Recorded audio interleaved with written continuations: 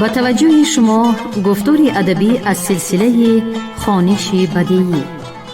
سامیان گرامی، حالا گفتاری 12 را از روی یکی از شاهکارهای بی‌نظیر ادبیات فارس و تاجیک، بستان سعدی، در قرائت عبدالرشید خوجمپولوف بشنوید.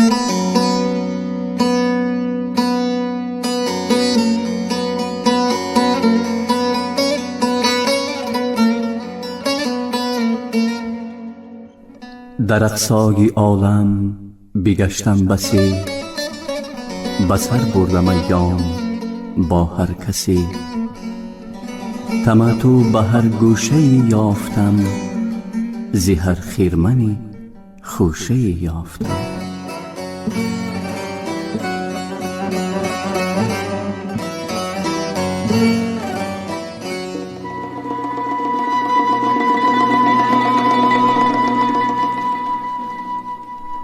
ادامه باب دوم در احسان. حکایت.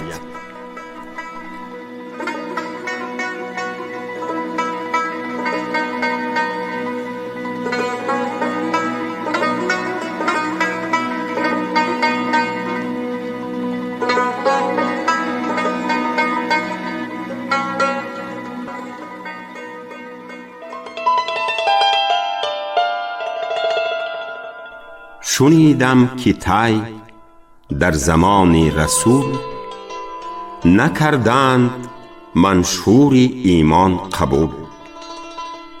فرستاد لشکر بشیر و نذیر، گرفتند از ایشان گروه اسیر. بفرمود کشتند به شمشیر کین، که ناپاک بودند و ناپاک دین. زنی گفت من دختری حاتمم، بخواهید از این نامور حاکمم. کرم کن بجانی منی محترم، که مولای من بود ز اهل کرم. به فرمان پیغمبری نیک رای، گشادند زنجیرش از دست و پای. در آن قوم باقی نهادند تیغ، که رانند سیلاب خون بی دریغ. بزاری به شمشیر زن گفت زن، مرا نیز با جمله گردن بزن. مروت نبینم رهایی ز بند، به تنها و یارانم اندر کمند. همی گفت و گریان بر احوال طی، به سمع رسول آمد آواز وی. ببخشود آن قوم و دیگر عطا، که هرگز نکرد اصل گوهر خطا.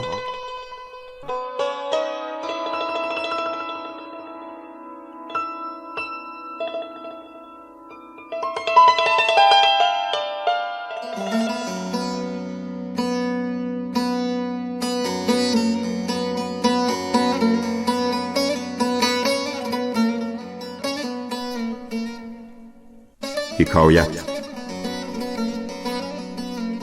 زبونگاهی حاتم یکی پیرمرد، طلب 10 درم سنگ فانیز کرد.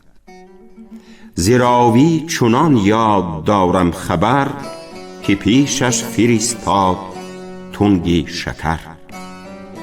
زن از خیمه گفت این چه تدبیر بود، همان 10 درم حاجتی پیر بود. شنید این سخن نامبردار طی، بخندید و گفت ای دلارام هی. گرو در خوری حاجتی خویش خواست، جوان مردی آل حاتم کجاست؟ چو حاتم به آزاد مردی دیگر، ز دوران گیتی نیامد مگر.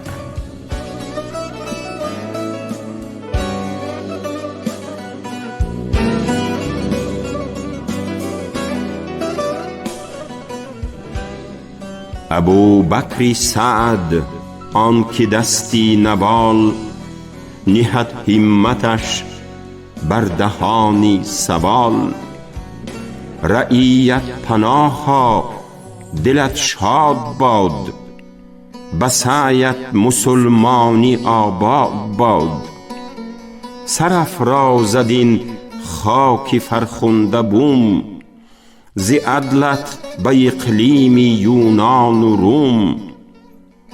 چو حاتم اگر نیستی کامی وی، نبردی کس اندر جهان نامی تی. ثنا ماند از آن نامور در کتاب، تو را هم ثنا مانده و هم ثواب. که حاتم بدان نام و آواز خواست، تو را سعی و جهد از برای خداست. تکلف بری مردی درویش نیست، وصیت همین یک سخن بیش نیست.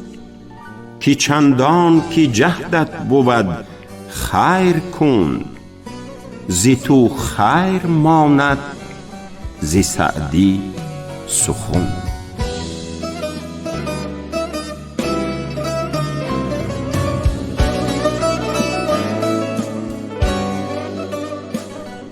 حکایت.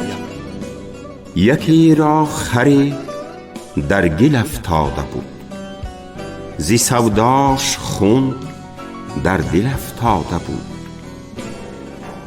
بیابان و باران و سرما و سیل، فرو هشته ظلمت بر آفاق ذیل.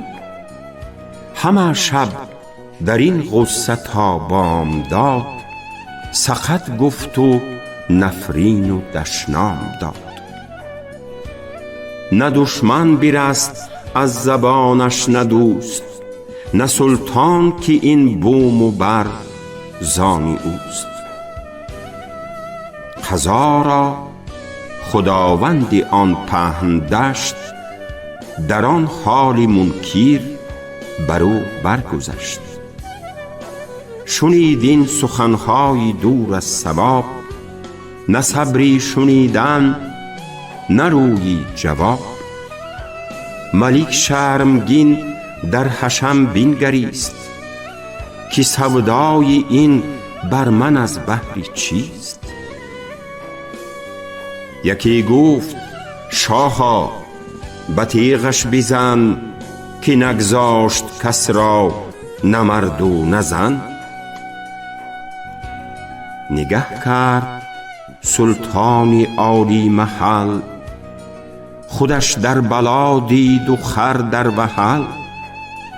ببخشود در حال مسکین مرد، فرو خورد خشمی سخنهای سرد.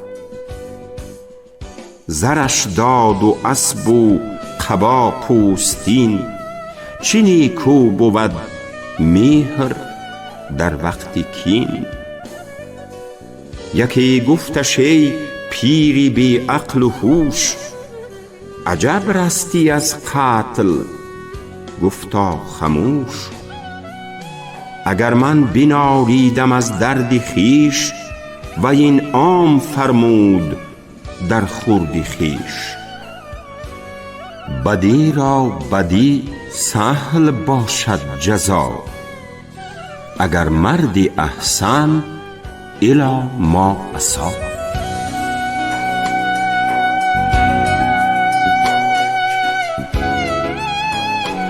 حکایت. شنیدم که مغرور از کبر مست، دری خانه بر روی سایل ببست. به کنج فرو ماند و بنشست مرد، جگر گرم و آه از تف سینه درد. شنیدش یکی مردی پوشیده چشم، بپرسیدش از موجب کین و خشم. فرو گفت و بگریست بر خاک کوی، جفای کزان شخصش آمد بروی. بگفته فلان ترک آزار کن، یکیم شب به نزدی من افطار کن. به خلق و فریبش گریبان کشید، به خانه در آوردش و خوان کشید. برآسود درویش روشن نهاد، بگفتی زیدت روشنایی دهاد. شب از نرگسش قطره چندی چکید، سحر دیده بر کرد و دنیا بدید. حکایت به شهر اندر افتاد و جوش، که بی دیده دیده بر کرده دوش. شنید این سخن خواجه سنگ دیل، که برگشت درویش از او تنگ دیل. بگفتا حکایت کنی نیک بخت، که چون سهل شد بر تو این کاری سخت. کی بر کردت این شمع گیتی فروز، بگفته ستمگاری آشفته روز. تو کوته نظر بودی و سوست رای، که مشغول گشتی به چغد از همای. بروی من این در کسی کرد باز، که کردی تو بر روی وی در فراز. اگر بوسه بر خاک مردان زنی، به مردی که پیش آیدت روشنی. کسانی که پوشیده چشمی دلند، همانا کزین توتیا غافلند. چو برگشت دولت ملامت شنید، سرانگشت حیرت به دندان گزید. که شهباز من صید دامی تو شد، مرا بود دولت به نامی تو شد. کسی چون به دست آورد جور باز، فرو برده چون موش دندانی آز.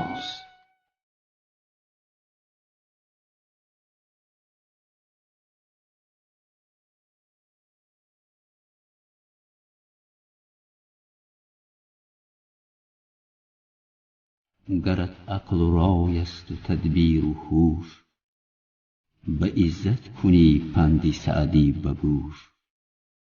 که اغلب در این شیوه دارد مقال، نه در چشم و زلف و بناگوش و خال.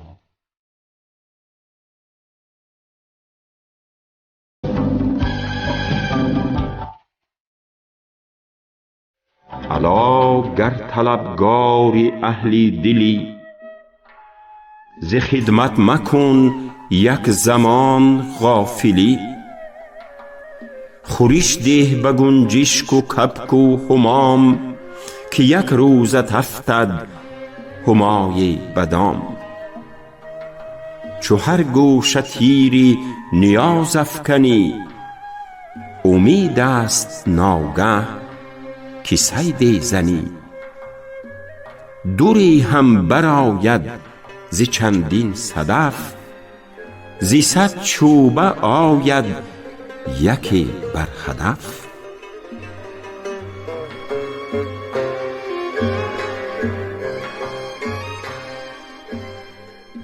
یکی را پسر گم شد از راحله، شبانگه بگردید در قافله. ز هر خیمه پرسید و هر سو شتافت، به تاریکی آن روشنایی بیافت. چو آمد بری مردمی کاروان، شنیدم که می گفت بر ساروان. ندانی که چون راه بردم به دوست، هر آن کس که پیش آمدم گفتم اوست. از آن اهل دل در پی هر کسند، کی باشد که روزی به مرد رسند. برند از برای دل بارها، خورند از برای گل خارها.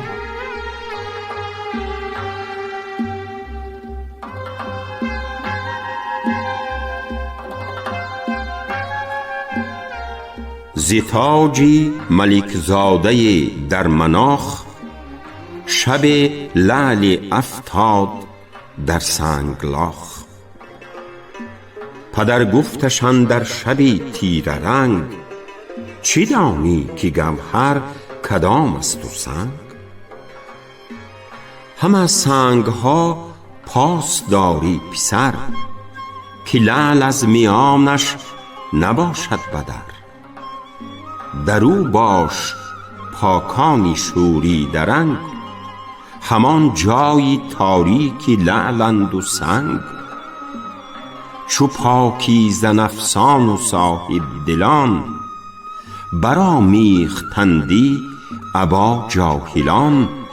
بر رغبت بکش باری هر جاهلی، که افتی بس هر وقتی صاحب دلی. کسی را که با دوستی سرخوش است، نبینی که چون ماری دشمن کش است. ندرد چو گل جامه از دست خار، که خون در دل افتاده خندد چو نار. غمی جمله خور در هوای یکی، مراعاتی صد کن برای یکی. گرت خاکی پایانی شوریده سر، حقیر و فقیر آیدن در نظر. به مردی کز ایشان بدر نیستان، به خدمت کمر بندشان در میان. تو هرگز مبینشان به چشمی پسند، که ایشان پسندیده حق بسند. کسی را که نزدیکی ظنت بروست، چی دانی که صاحب ولایت خودوست؟ در این معرفت بر کسانیست باز، که درخواست بر روی ایشان فراز. بسا تلخ عیشانی تلخی چشان، که آیند در حله دامن کشان. ببوسی گرت عقل و تدبیر هست، ملک زاده را در نواخانه دست. که روزی برون آید از شهر بند، بلندیت بخشد چو گردد بلند. مسوزان درختی گل اندر خریف، که در نوبهارت نماید ظریف.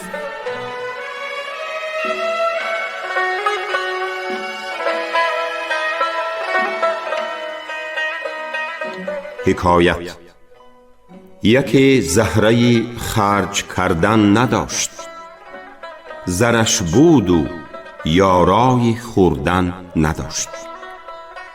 نخوردی که خاطر برآسایدش، ندادی که فردا به کار آیدش. شب و روز در بند زر بود و سیم، زر و سیم در بند مردی لئیم. بدانست روز پسر در کمین، که ممسک کجا کرده زر در زمین. ز خاکش برآورد و برباد داد، شنیدم که سنگ در آنجا نهاد. جوانمرد را زر بقای نکرد، به یک دستش آمد به دیگر بخورد. کزین کمزنی بود ناپاک رو، کلاهش به بازار و میزر گرو. نهاده پدر چنگ در نای خیش، پسر چنگی و نای آورده پیش. پدر زار و گریان همه شب نخفت. پسر بام دادان بخندید و گفت زر از بهر خوردن بود ای پدر، ز بهر نهادن چی سنگ و چی زر. زر از سنگ خارا برون آورند، که با دوستان و عزیزان خورند. زر اندر کفی مرد دنیا پرست، هنوزی برادر به سنگ اندر است.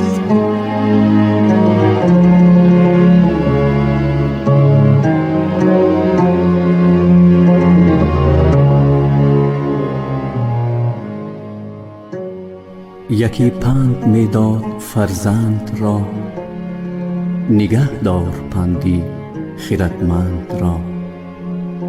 مکن جور با خردگان پسر، که یک روز افتد بزرگی بسر.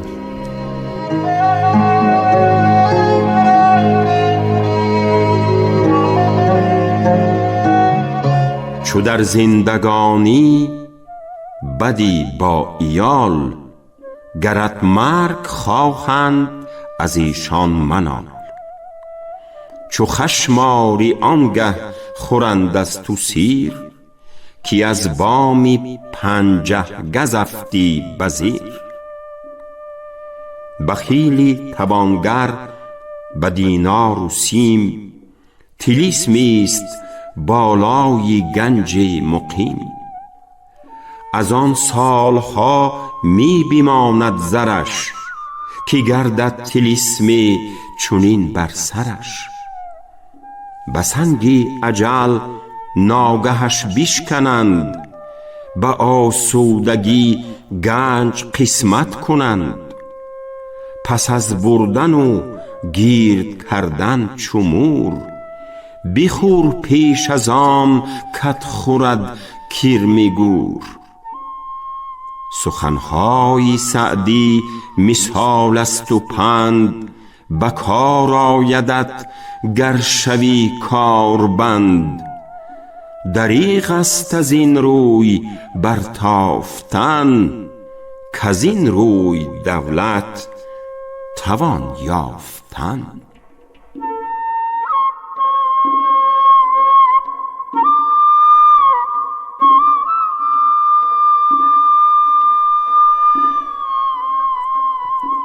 حکایت. جوانی به دانگ کرم کرده بود، تمنای پیری برآورده بود. به جرم گرفت آسمان ناگهش، فرستاد سلطان به کشتنگهش. تکاپوی ترکان و غوغای عام، تماشا کنان بر در و کوی و بام. چو دید اندر آشوب درویش پیر، جوان را به دستی خلایق اسیر. دلش بر جوان مردی مسکین بخست، که بار دل آورده بودش به دست. برآورد زاری که سلطان بمرد، جهان ماند و خوی پسندیده بود. به هم بر همی سود دستی دریغ، شنیدند ترکانی آهیخته تیغ. به فریاد از ایشان برآمد خروش، تپانچه زنان بر سر و روی و دوش. پیاده به سر تا دری بارگاه، دویدند و بر تخت دیدند شاه. جوان از میان رفت و بردند پیر، به گردن بری تخت سلطان اسیر. به حولش بپرسید و هیبت نمود، که مرگی منت خواستن بر چی بود؟ چونیک است خوی من و راستی، بدی مردم آخر چرا خواستی؟ برآورد پیری دلاور زبان، که ای حلقه در گوشی حکمت جهان. به قولی دروغی که سلطان بیمرد، نمردی و بیچاره جان ببرد. ملک زین حکایت چنان برشکفت، که چیزش ببخشید و چیزی نگفت. وزین جانب افطان و خیزان جوان، همی رفت بیچاره هر سو دوان. یکی گفتش از چار سوی قصاص، چه کردی که آمد به جانت خلاص؟ به گوشش فرو گفت که ای هوشمند، به جان زیدانگی رهیدم زیبند. یکی تخم در خاک از آن می نهد، که روزی فرو ماندگی بردهد. جوی باز دارد بلای درشت، عصای شنیدی که اوج بکشت. حدیثی درست آخر از مصطفاست، که بخشایش و خیر دفع بلاست. عدو را نبینی در این بقعه پای، که بوبکر سعد است کشور خدای. بگیری جهان بروی تو شاد، جهانی که شادی بروی تو باد. کس از کس به دوری تو باری نبرد، گلی در چمن جوری خاری نبرد. توی سایه لطف حق بر زمین، پیمبر صفت رحمت العالمین. تو را قدر اگر کس نداند چه غم، شبی قدر را می ندانند هم. پس از بردن و گیر کردن چمو، بخور پیش از آن کت خورد کرمی گو. سخنهای سعدی مثال است و پند، به کار آیدت گر شوی کاربند. دریغ است از این روی برتافتن، کز این روی دولت توان یافتن.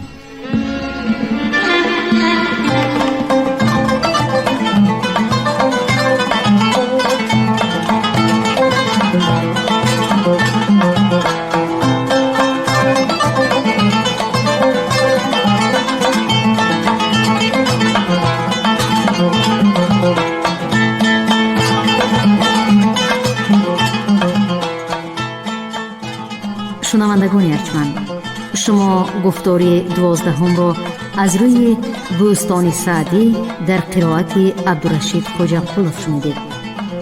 کارگردانی برنامه شیرعلی نفضلی. پایان گفتار ادبی از سلسله خوانش بدیعی.